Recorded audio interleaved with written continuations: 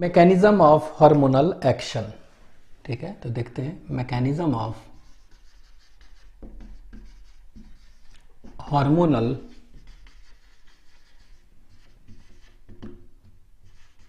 Action.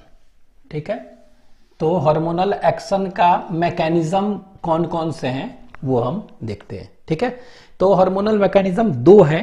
ठीक है, there are to mechanisms. ठीक है, तो वो दोनों मैकेनिज्म कौन कौन से हैं, तो एक को कहते हैं that is known as at plasma lemma level, plasma lemma level कहते हैं। ठीक है, और दूसरा जो है उसको कहते हैं एट जीन लेवल,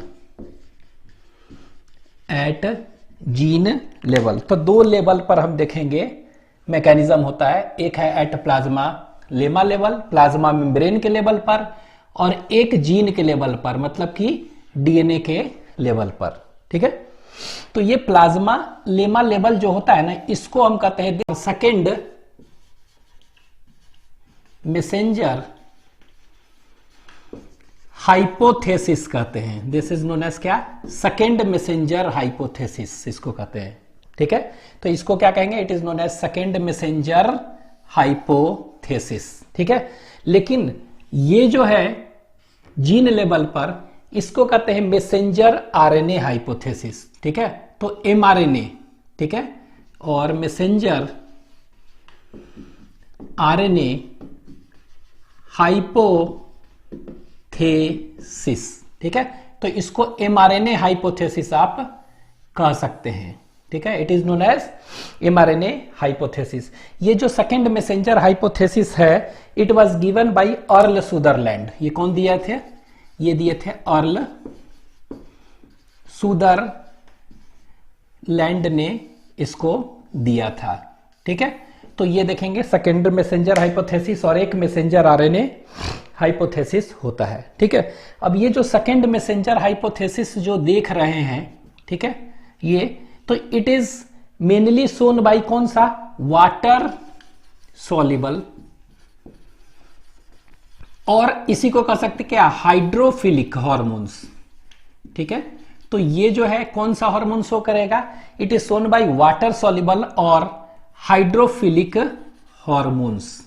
ठीक है, तो जितने हैं वो सेकेंड मैसेंजर हाइपोथेसिस शो करते हैं। ठीक है, लेकिन ये जो है मैसेंजर आरएनए हाइपोथेसिस ये कौन शो करेगा, इट इज सोन बाय कह सकते हैं लिपिड सॉल्युबल। कौन सा, लिपिड सॉल्युबल, और इसी को क्या कहेंगे, लाइपो और लिपोफिलिक हार्मोन्स। तो जितने भी लिपोफिलिक हार्मोन्स हैं they will show messenger RNA hypothesis. ठीक है, ये क्या शो करेंगे, ये मैसेंजर आरएनए हाइपोथेसिस को शो करेंगे। ठीक है, अब ये देखिए, ये जो वाटर सॉल्युबल है, कौन कौन से वाटर सॉल्युबल हार्मोन्स जो है, तो इसमें हम पढ़ेंगे।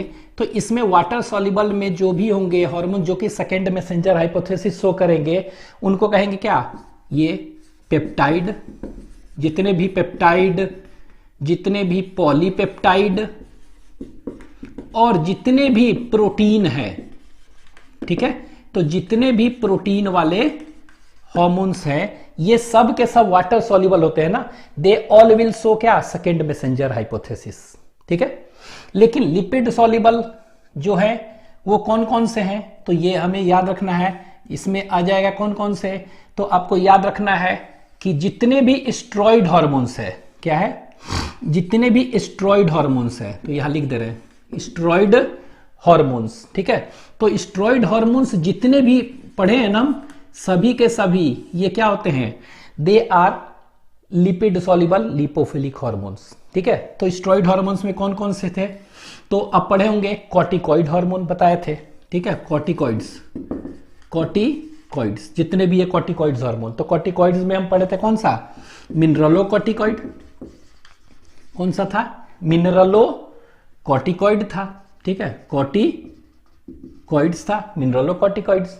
फिर क्या था, अच्छा इसी में एक मिनरलो कॉर्टिकॉइड का एक नाम क्या था, एल्डोस्टेरोन, एल्डोस्टेरोन। ठीक है, उसी तरह दूसरा क्या था, ग्लूकोकॉर्टिकॉइड्स, तो ग्लूकोकॉर्टिकॉइड्स इसी में आ जाएगा, ठीक है। तो स्टेरॉइड हार्मोन है, इसमें क्या आ जाएगा, दैट इज कॉर्टिसोल, ठीक है, कॉर्टिसोल। उसी तरह इसी में एक सेक्स कॉर्टिकॉइड कहते हैं जिसको कि गोनाडोकॉर्टिकॉइड्स कहते थे, ठीक है। तो इसको कहते हैं गोनाडो और सेक्स कॉर्टिकॉइड्स, मतलब जितने भी कॉर्टिकॉइड हार्मोन है सब। इसमें एग्जांपल एक हो जाएगा एंड्रोस्टेरॉन हार्मोन, ठीक है। तो ये एंड्रोस्टेरॉन हार्मोन है। तो कह सकते हैं कि कॉर्टिकॉइड्स में कौन कौन सा आ गया, एक हो गया मिनरलोकॉर्टिकॉइड्स, ग्लूकोकॉर्टिकॉइड्स और सेक्स और गोनाडोकॉर्टिकॉइड्स, ठीक है। और इसमें एग्जांपल याद रखना है कौन सा है, मिनरलोकॉर्टिकॉइड का एग्जांपल एल्डोस्टेरॉन, ठीक है, ग्लूकोकॉर्टिकॉइड का एग्जांपल कॉर्टिसोल और गोनाडो और सेक्स कॉर्टिकॉइड का एंड्रोस्टेरॉन। तो ये सब के सब स्टेरॉइड हार्मोन है, ये लिपिड सॉल्युबल और मैसेंजर आरएनए हाइपोथेसिस शो करेंगे, ठीक है। और भी स्टेरॉइड्स में कौन सा हो जाएगा, स्टेरॉइड में तो टेस्टिस से जो निकलता है क्या कहते हैं उसको, टेस्टोस्टेरोन। तो टेस्टोस्टेरोन टेस्टिस से निकलता है, ये भी स्टेरॉइड है, ठीक है। तो सेम मैकेनिज्म शो करेगा। ओवरी से जो निकलता है उसको क्या कहते हैं, एस्ट्रोजन, एस्ट्रोजन एंड कौन सा, प्रोजेस्टेरोन, ठीक है। तो एस्ट्रोजन और प्रोजेस्टेरोन हार्मोन है, ये भी स्टेरॉइड हार्मोन कैटेगरी में आएगा, ठीक है। उसी तरह और कैटेगरीज क्या है इसमें याद रखना है, कैल्सीट्रायोल, कैल्सीट्रायोल होता है, ठीक है। तो ये कैल्सीट्रायोल जो है ये भी क्या है कि स्टेरॉइड हार्मोन है, and this steroid hormone is secreted by kidney, kidney से निकलता है कैल्सीट्रायोल, ठीक है। तो इसका पूरा नाम क्या कहते हैं, इसको कहते हैं 125 डाईहाइड्रोक्सी OH2 विटामिन D3, ऐसे कहते हैं। तो इसका फुल फॉर्म क्या हो गया, 125 डाईहाइड्रोक्सी कॉलीकैल्सीफेरॉल, क्या कहते हैं, कॉलीकैल्सीफेरॉल। तो ये सब के सब स्टेरॉइड हार्मोन्स हैं और they all show messenger RNA hypothesis. Iodothyronine भी आ जाएगा, आयोडोथायरोनिन्स, ठीक है। तो इसमें कौन सा आ जाएगा कैटेगरी, एक आयोडोथायरोनिन्स भी आएगा, ठीक है। तो आयोडोथायरोनिन में क्या हो जाएगा, तो आप कह सकते हैं T3 and T4 hormone. T4 को हम थायरोक्सिन भी कहते हैं, ठीक है। तो थायरोक्सिन हार्मोन जो है अगर पूछ देगा उनका मैकेनिज्म कैसे होता है, तो मैसेंजर आरएनए हाइपोथेसिस से काम करते हैं, ठीक है, ये याद रखना है। नेक्स्ट याद रखेंगे कि ये जो लिपिड सॉल्युबल और लाइपोफिलिक हार्मोन्स है ये क्या होते हैं, दे आर स्लो एक्टिंग होते हैं लेकिन लॉन्ग लास्टिंग होते हैं, ठीक है।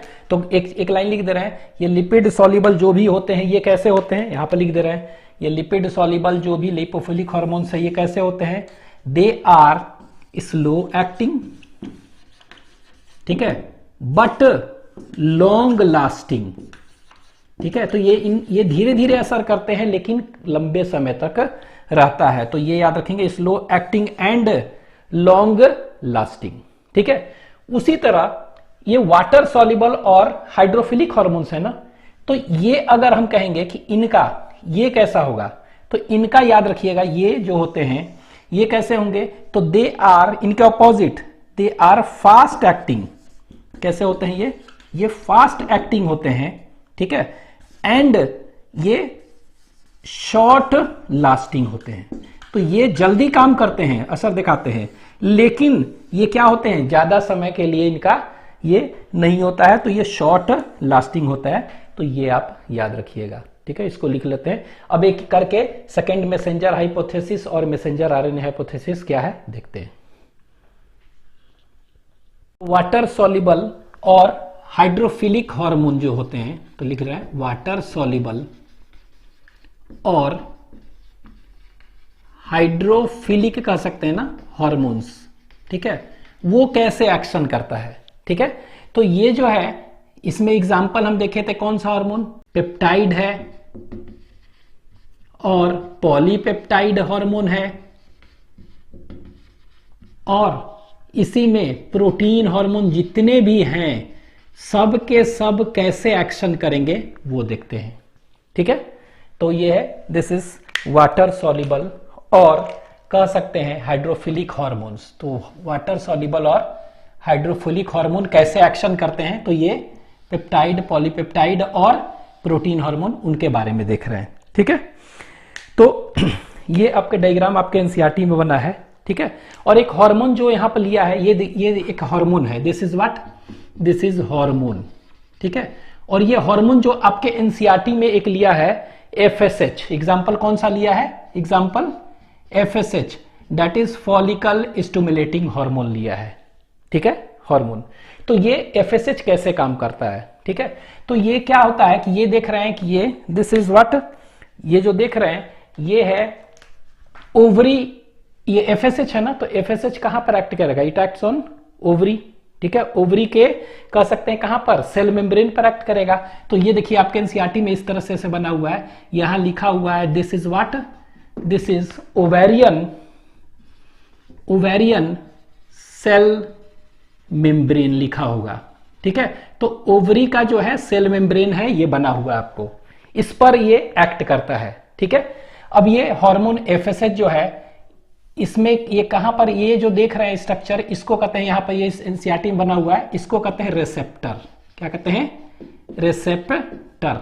ये अब ये रिसेप्टर कहां पर प्रेजेंट है, ठीक है, receptor is present on the surface of plasma membrane ना। ठीक है, इसीलिए इस रिसेप्टर को हम क्या कहते हैं, इसको मेम्ब्रेन बाउंड रिसेप्टर कहते हैं। कैसा रिसेप्टर कहेंगे इसको, रिसेप्टर है लेकिन कैसे रिसेप्टर कहेंगे, तो इस रिसेप्टर को कहेंगे मेम्ब्रेन, क्या कहेंगे, मेम्ब्रेन बाउंड रिसेप्टर। ठीक है, तो कैसा रिसेप्टर कह रहे हैं हम, मेम्ब्रेन बाउंड रिसेप्टर कह सकते हैं। ठीक है, तो this is membrane bound receptor, तो ये ध्यान देना है। ठीक है, और इसी को आप सेल सरफेस रिसेप्टर भी कह सकते हैं, इसी को एक्स्ट्रा सेलुलर रिसेप्टर भी कह सकते हैं। ठीक है, तो सबसे पहला यहां पर देखेंगे, अगर वाटर सॉल्युबल हाइड्रोफिलिक हार्मोन्स हैं तो सबसे पहले ये क्या कर रहा है, तो सबसे पहले कह सकते हैं कि ये जो भी होते हैं hydrophilic hormones, it interacts with cell surface receptor, और इसी को कौन सा कहेंगे, that is also known as membrane bound receptor, और इसी को कह सकते हैं एक्स्ट्रा सेलुलर रिसेप्टर। तो ये सभी नाम लिख दे रहे हैं, एक्स्ट्रा सेलुलर और मेम्ब्रेन बाउंड रिसेप्टर। ठीक है, to form hormone receptor complex. ठीक है, to form hormone receptor complex. ठीक है, तो ये याद रखेंगे कि सबसे पहले ये जो हार्मोन है किससे बाइंड करता है, रिसेप्टर से, वो भी कौन सा, मेम्ब्रेन बाउंड रिसेप्टर से। और ये देखिए ऐसे आया, ये ऐसे, और ये बाइंड ऐसे कर गया। ठीक है, हार्मोन, तो ये क्या बन गया, ये जब बाइंड कर गया तो बाइंडिंग के बाद ये जो बन रहा है, ये देखिए ये क्या हो गया, ये बन गया हार्मोन रिसेप्टर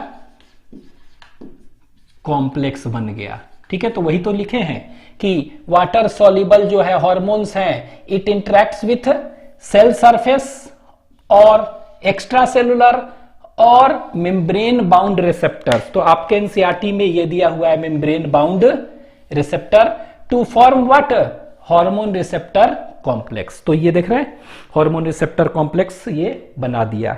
ठीक है, अब क्या होगा, अब क्या हो गया, ये जो देख रहे हैं हार्मोन रिसेप्टर कॉम्प्लेक्स बन गया।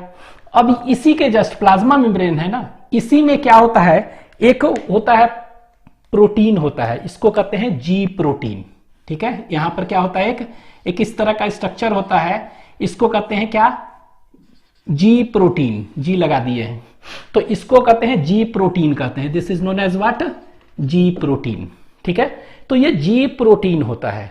ठीक है, और इसी के बगल में मतलब मेम्ब्रेन में ही एम्बेडेड एक और भी होते हैं, एंजाइम होता है, जैसे कि इस एंजाइम का नाम हम क्या इस तरह बना दे रहे हैं, ऐसे ये एंजाइम है इस तरह का, इसको हम कहते हैं एम्बेडेड है अंदर, इसको कहते हैं that is known as adenylate cyclase. क्या कहते हैं, ADENYLATE, एडेनलेट साइक्लेज एंजाइम, ठीक है, this is known as adenylate CYCLASE cyclase, ठीक है। तो एक एंजाइम इसी मेम्ब्रेन में एम्बेडेड है और इसको हम क्या कहते हैं, it is known as adenylate cyclase, ठीक है।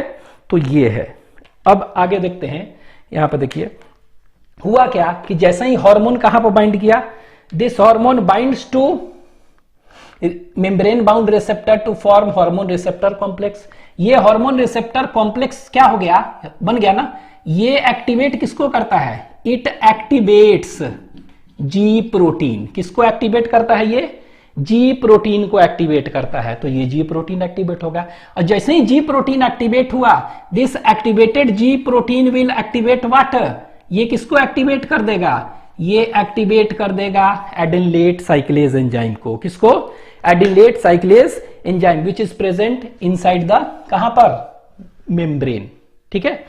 और ये एडिलेट साइक्लेज अब क्या करता है कि जो भी एटीपी है ना, एटीपी एडेनोसिन ट्राइफॉस्फेट, उसको ये क्या कर देगा, उसको कन्वर्ट करके क्या बना देगा, उसको ये कन्वर्ट किया और ये चेंज कर दिया क्या में, एएमपी में। क्या में चेंज कर दिया, एएमपी। तो ATP is converted into AMP, adenosine monophosphate. इसको क्या कहते हैं, एडेनोसिन मोनोफॉस्फेट में चेंज कर दिया, ठीक है। और ये क्या था, एडिनोसिन ट्राइफॉस्फेट था। तो एडेनोसिन ट्राइफॉस्फेट को ये क्या कर दिया, ये एएमपी में चेंज कर देता है। कौन कर रहा है चेंज, एडिलेट साइक्लेज। तो this adenylate cyclase converts the ATP into AMP, ठीक है। और ये एएमपी अब क्या होता है, एएमपी जो होता है ये अनस्टेबल होता है, ठीक है। तो ये क्या होता है, ये इट अंडरगोज साइक्लाइजेशन। क्या हो जाता है ये, इट अंडरगोज साइक्लाइजेशन, ठीक है। और ये क्या बना देता है, ये बना देता है साइक्लिक एएमपी बना दिया, ठीक है। तो साइक्लिक एएमपी बना दिया और ये साइक्लिक एएमपी क्या होता है, ये स्टेबल होता है, इसीलिए क्या हो गया, ये साइक्लाइजेशन हो गया, ठीक है। अब ये साइक्लिक एएमपी जो है, ठीक है, इसी को क्या कहते हैं, दिस इज नोन एज, इसी को तो कहते हैं हम सेकेंड मैसेंजर। तो सेकेंड मैसेंजर बन गया इसमें। तो देख रहे हैं सेकेंड मैसेंजर बन रहा है, यहां पर क्या है, इस केस में साइक्लिक एएमपी बनता है, ठीक है। और ये सेकेंड मैसेंजर क्या करेगा, जो भी रिस्पॉन्स है उसके लिए काम करेगा। तो कौन कौन सा, यही क्या कर देगा, ये कर देगा बायोकेमिकल रिस्पॉन्स वगैरह देगा। क्या देगा, it will give biochemical response. और फिर कह सकते हैं कि क्या देगा, यही फिजियोलॉजिकल रिस्पॉन्स देगा। तो एनी रिस्पॉन्स, बायोलॉजिकल और फिजियोलॉजिकल रिस्पॉन्स ये दिया। और ये रिस्पॉन्स दिया तो ये क्या हुआ, कहां पर, ये ओवेरियन सेल मेम्ब्रेन पर एक्ट कर रहा था ना। तो ये क्या कर देगा, ओवेरियन का ग्रोथ कर देगा। और ये फाइनली क्या कर देगा, ये it causes the growth of ovary. तो ओवेरियन का ये क्या कर दिया, ग्रोथ कर दिया, ठीक है। तो ये देख रहे हैं ओवेरियन का ग्रोथ इस तरह से कर दिया, ठीक है। तो इस तरह से मैकेनिज्म है। तो हार्मोन जो है ये क्या होता है, इट बाइंड्स टू, तो वही लिखे, it interacts with cell surface और membrane bound receptor to form hormone receptor complex. तो ये बन गया। Now this hormone receptor complex क्या करता है, जी प्रोटीन को एक्टिवेट करता है। ये किसको एक्टिवेट करता है, एडिलेट साइक्लेज को। ये क्या करता है, एटीपी को एएमपी में चेंज किया, एएमपी अनस्टेबल होता है। तो ये क्या हुआ, it undergoes cyclization to form what, to form cyclic AMP जो कि स्टेबल होता है, ठीक है। और ये सेकेंडरी मैसेंजर बना दिया और ये अपना जो भी काम करना है ओवेरियन ग्रोथ किया। तो हम दूसरा यहां पर पॉइंट लिख सकते हैं कि इंटरैक्ट किया, बना दिया क्या, हार्मोन रिसेप्टर कॉम्प्लेक्स। फिर क्या होगा इसके बाद, जनरेशन। दूसरा पॉइंट कह सकते हैं, there is a generation of what, इस पूरे प्रोसेस में जनरेशन ऑफ क्या हो गया, सेकेंड मैसेंजर। तो सेकेंड मैसेंजर जो है उसका जनरेशन हुआ, ठीक है। अब ये सेकेंड मैसेंजर कौन कौन से हैं, ठीक है। तो there is a generation of second messenger, ठीक है। अब ये सेकेंड मैसेंजर कौन कौन से हैं, ठीक है। तो सेकेंडरी मैसेंजर यहां पर देख रहे हैं क्या, इस केस में क्या बनता है, साइक्लिक एएमपी और कैल्शियम, ठीक है। तो सेकेंडरी मैसेंजर कौन कौन से हैं यहां पर देख ले रहे हैं। तो this secondary messenger can be, ये हो सकते हैं क्या, ये हो सकते हैं साइक्लिक एएमपी, ठीक है, मतलब कि साइक्लिक एमपी मतलब क्या होगा, साइक्लिक एडेनोसिन मोनोफॉस्फेट। ठीक है, और भी बन सकते हैं, क्या क्या बन सकते हैं, तो साइक्लिक जीएमपी भी बन सकता है। ठीक है, अगर कोई दूसरा प्रोटीन हार्मोन है तो उस केस में साइक्लिक जीएमपी भी बन सकता है। तो कैसे बनेगा, सेम प्रोसेस, यहां पर जीटीपी इज कन्वर्टेड इनटू क्या, जीएमपी, और ये साइक्लाइजेशन हुआ तो क्या होगा, साइक्लिक क्या होगा, जीएमपी बन गया, ग्वानोसिन मोनोफॉस्फेट। ठीक है, लेकिन यहां पर जो एंजाइम होगा कौन सा, ग्वानलेट साइक्लेज होगा एंजाइम। ठीक है, तो उसी तरह बन गया। उसी तरह यहां पर साइक्लिक एमपी, साइक्लिक जीएमपी और भी होते हैं, इसको कहते हैं IP3, क्या कहते हैं, IP3। तो इनोसिटोल, फुल फॉर्म क्या है इसका, INOSITOL, इनोसिटोल ट्राइफॉस्फेट कहते हैं, ट्राइफॉस्फेट। तो ये भी बनता है सेकेंड मैसेंजर, शॉर्ट में इसको IP3 कहते हैं, इनोसिटोल ट्राइफॉस्फेट। ठीक है, तो इनोसिटोल 1,4,5 ट्राइफॉस्फेट नाम है पूरा। ठीक है, इसमें और क्या बनता है, डैग भी बनता है, इसको कहते हैं डाई असाइल ग्लिसरॉल। ठीक है, तो ये सेकेंडरी मैसेंजर क्या है, डैग भी बन सकता है, डैग को क्या कहते हैं, डाई असाइल ग्लिसरॉल। ठीक है, और एक सेकेंडरी मैसेंजर और होता है, कैल्शियम भी बन सकता है।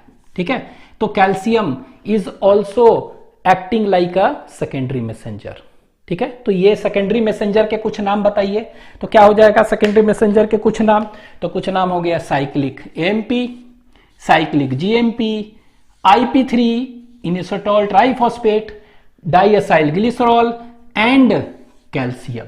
ठीक है, एक्चुअली में क्या है, याद रखेंगे कि डैग जो होता है ना, डैग ये क्या करता है, ये डैग एंटर्स एंडोप्लाज्मिक रेटिकुलम, और एंडोप्लाज्मिक रेटिकुलम में जो कैल्शियम है उसको निकालता है। ठीक है, तो एक्चुअली में कैल्शियम को हम क्या कर सकते हैं, it acts as a third messenger. ठीक है, तो याद रख सकते हैं थर्ड मैसेंजर कौन सा है, तो याद रखेंगे कैल्शियम। क्यों, क्योंकि डैग एंटर कर रहा है endoplasmic reticulum which is a store house for what, calcium, और कैल्शियम निकालने में हेल्प कर रहा है, तो इसीलिए कैल्शियम को हम सेकेंड मैसेंजर ना कह के थर्ड मैसेंजर कहें तो भी सही है। ठीक है, तो ये याद रखेंगे, ये सब बना।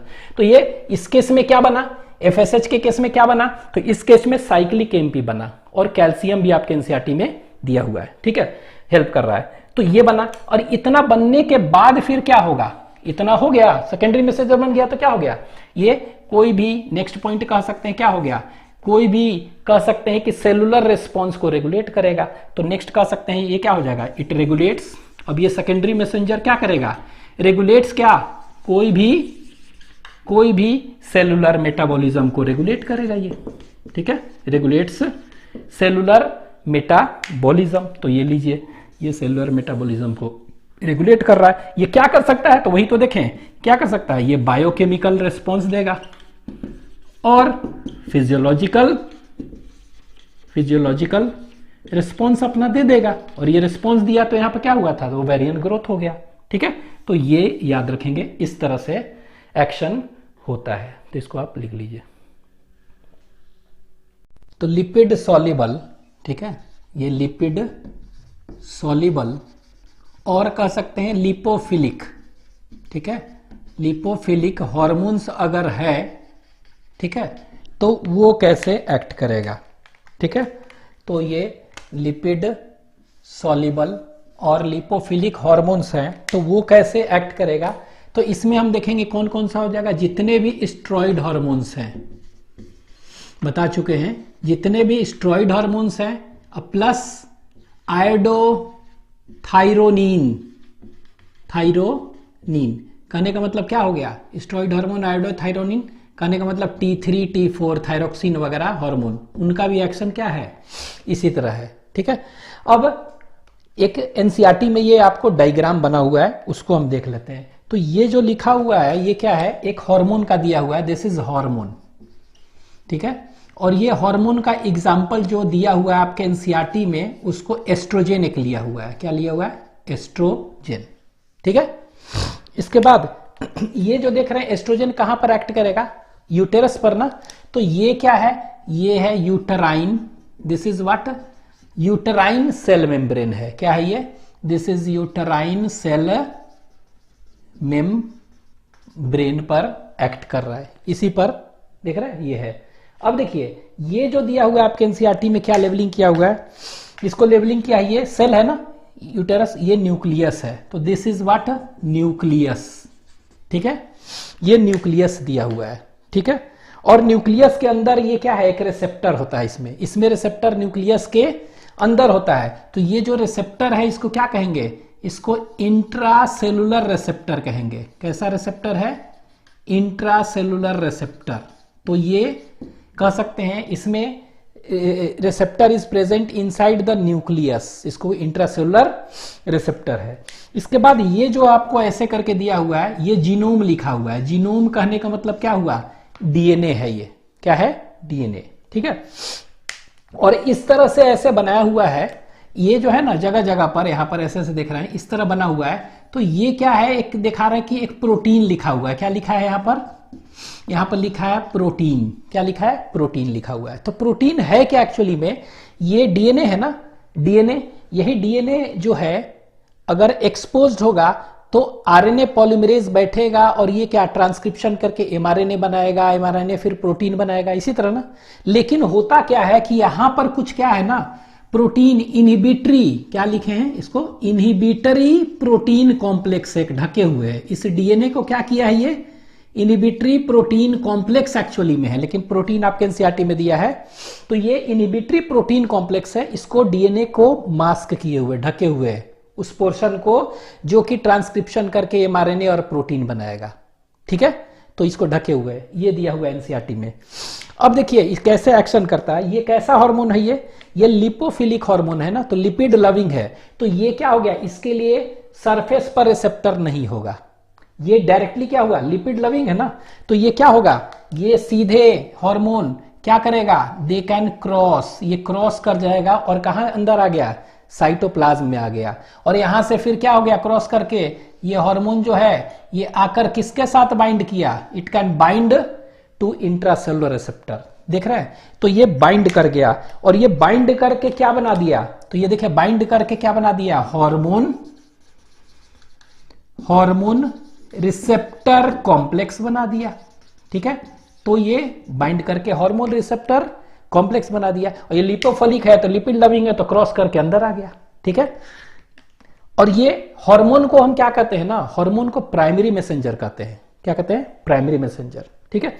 अब यहां पर देखिए, तो यहां पर हम कह सकते हैं, इसमें कैसे लिखेंगे, तो यहां पर हम वी कैन से कि इट इंटरैक्ट्स विथ, इट मतलब लिपिड सॉल्युबल और lipophilic hormone interacts with,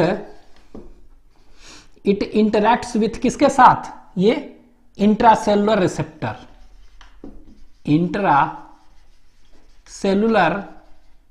cellular receptors. तो ये किसके साथ इंटरैक्ट कर रहा है, इंट्रासेलुलर रिसेप्टर्स। कहां पर प्रेजेंट है, present in the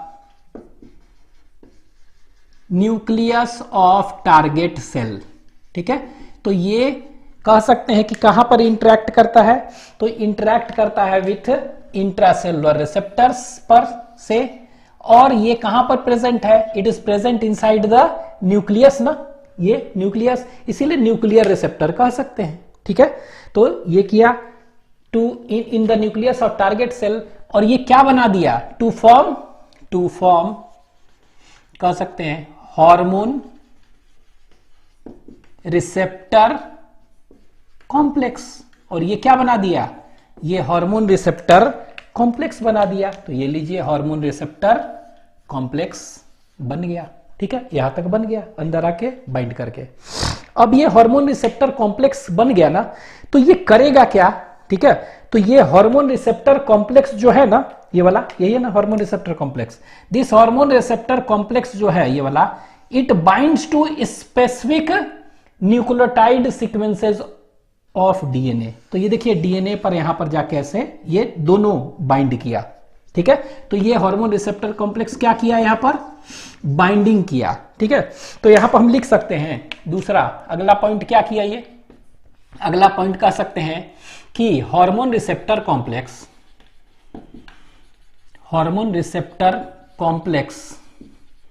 complex binds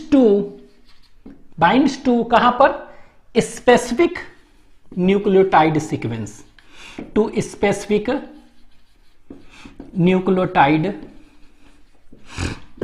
sequence of genome और डीएनए। तो ये देखिए जीनोम है ना, जीनोम मतलब डीएनए, तो इट बाइंड टू कहां पर, स्पेसिफिक न्यूक्लियोटाइड सीक्वेंस ऑफ कहां पर, डीएनए। ठीक है, तो ये देखिए बाइंड्स कहां पर कर रही है, ये बाइंड कर रहा है specific nucleotide sequence of DNA से।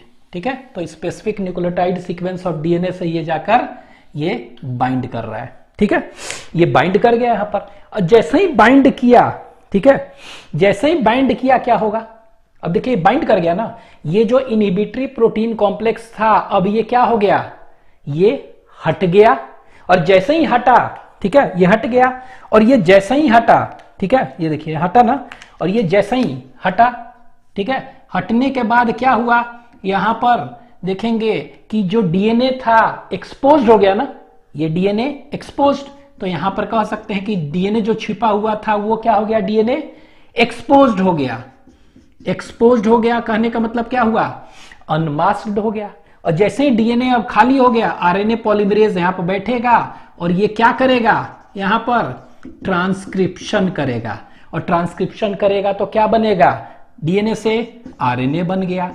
कैसा आरएनए, मैसेंजर आरएनए बना, इसीलिए इसको हम क्या कहते हैं, मैसेंजर आरएनए हाइपोथेसिस। ठीक है, मैसेंजर आरएनए बना, और ये मैसेंजर आरएनए क्या बनाएगा, फिर ये बनाएगा प्रोटीन। ठीक है, ये क्या बना दिया, it will lead to protein, और प्रोटीन मतलब क्या हुआ, और ये प्रोटीन मीन्स एंजाइम्स वगैरह बना दिया बहुत सारे, और ये क्या करेंगे आगे, जो भी है फिजियोलॉजिकल रिस्पॉन्स ये देगा, और ये क्या करेगा, this will give what, physiological response. ठीक है, तो ये फिजियोलॉजिकल रिस्पॉन्स देगा, और ये क्या करेगा, तो यहां देखिए ये यूटेरस के सेल मेम्ब्रेन, यूटेरस का क्या करना है, यूटेरस का जो देखेंगे टिश्यू का ग्रोथ और डिफरेंशिएशन करना है ना, तो ये कर देगा, तो ये क्या कर देगा फिजियोलॉजिकल रिस्पॉन्स में, तो it will cause what, it will cause tissue growth कर देगा, यूटेराइन टिश्यू का ग्रोथ एंड डिफरेंशिएशन कर दिया, तो देख रहे हैं यहां पर क्या है, एमआरएनए बन रहा है ना, इसीलिए इसको कहते हैं एमआरएनए हाइपोथेसिस। क्या कहते हैं, एमआरएनए हाइपोथेसिस। तो यहां पर हम कह सकते हैं hormone receptor complex bind to specific nucleotide sequence of DNA, यहां पर बाइंड किया, और जैसे ही बाइंडिंग किया क्या हुआ, ठीक है, तो नेक्स्ट कह सकते हैं जैसे ही बाइंडिंग किया, बाइंडिंग क्या करता है, एल्टर्स pattern of gene expression by removing कौन सा, इनहिबिटरी प्रोटीन कॉम्प्लेक्स। ठीक है, तो लिख दे रहे हैं binding एल्टर्स pattern of gene expression. ठीक है, तो ये जो ढका हुआ था ना इनहिबिटरी प्रोटीन से, जैसे ही ये बाइंड किया ये कॉम्प्लेक्स, ये हट गया। ठीक है, तो binding एल्टर्स pattern of gene expression. ठीक है, कैसे, by removing what, by removing कौन सा, inhibitory protein complex, by removing inhibitory protein complex. ठीक है, तो यहां पर हम इसको अंडरलाइन कर दे रहे हैं कि जैसे ही बाइंडिंग क्या हुआ, बाइंडिंग हुआ, एल्टर्स क्या एल्टर हुआ, pattern of gene expression by removing what, inhibitory protein complex. ठीक है, अब जो डीएनए बाइंडिंग साइट जो था, ये जैसे ही, अब देखिए ये हटा दिया, तो ये अब ये डीएनए क्या हो गया, ये डीएनए एक्सपोज हो गया ना, अब डीएनए एक्सपोज हो गया तो एमआरएनए बनाएगा, प्रोटीन बनाएगा ना, तो हम कह सकते हैं कि exposing DNA binding site and initiation of some genes. ठीक है, तो यहां पर लिख दे रहे हैं क्या हुआ इसके आगे। ठीक है, एक्सपोजिंग डीएनए बाइंडिंग साइट्स, तो डीएनए बाइंडिंग साइट जो इनहिबिटरी प्रोटीन कॉम्प्लेक्स ढके हुए था उसको क्या हो गया, हट गया ना, एक्सपोजिंग डीएनए बाइंडिंग साइट्स। ठीक है, एंड क्या कर दिया, initiation and initiating transcription of क्या, सम जीन्स। ठीक है। तो जो इनहिबिटरी प्रोटीन जो ढके हुए था वो हट गया, एक्सपोज हुआ, तो एक्सपोजिंग डीएनए बाइंडिंग साइट्स, ठीक है, एक्सपोजिंग डीएनए बाइंडिंग साइट्स। और ये जैसे ही एक्सपोज हुआ डीएनए बाइंडिंग साइट्स, ये क्या हुआ, इनिशिएशन ऑफ क्या हुआ, ट्रांसक्रिप्शन हुआ। और जैसे ही इनिशिएशन ऑफ ट्रांसक्रिप्शन हुआ क्या हो जाएगा, ये क्या हो जाएगा, एमआरएनए बनाएगा, तो ट्रांसक्रिप्शन ऑफ सम जीन्स।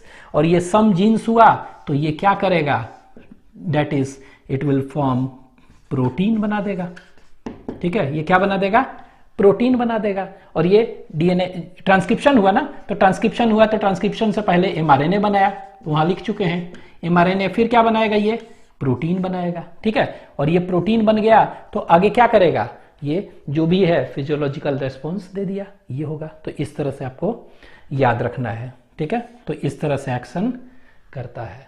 तो ये हो गया आपका लिपिड सॉल्युबल और लाइपोफिलिक हार्मोन का एक्सप्लेनेशन।